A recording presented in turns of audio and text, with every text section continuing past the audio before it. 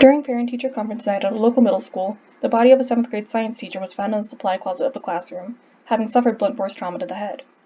Witness reports have narrowed the suspects down to 2 parents and their children: Greg Villainous and his adopted son, Timmy, and Craig Antagonisto and his son, Joe. Greg is a local handyman who pursued the victim romantically and was publicly rejected multiple times.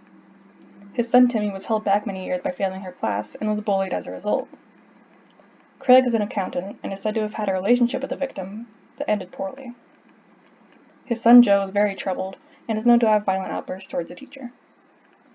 All parties have either a motive or a history of violence, and were seen entering and exiting the classroom near her time of death. However, it is unclear which met with her last that night. Between the mixed reports from key witnesses and no surveillance cameras due to a lack of federal funding, officials relied on DNA analysis of a hair left on the victim's clothing to find out which suspect murdered her.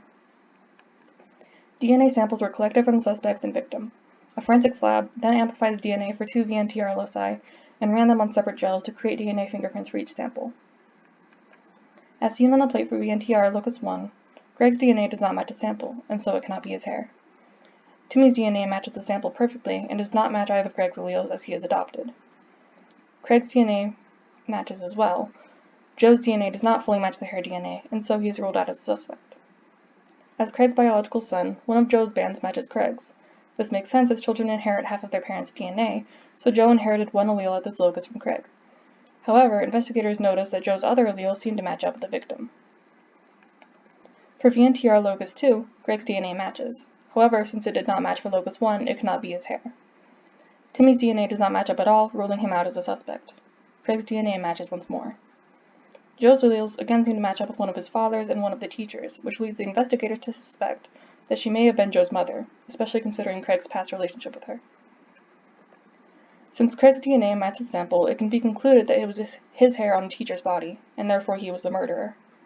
When interviewed later, investigators presented to Craig the DNA evidence which suggested that the teacher was Joe's mama.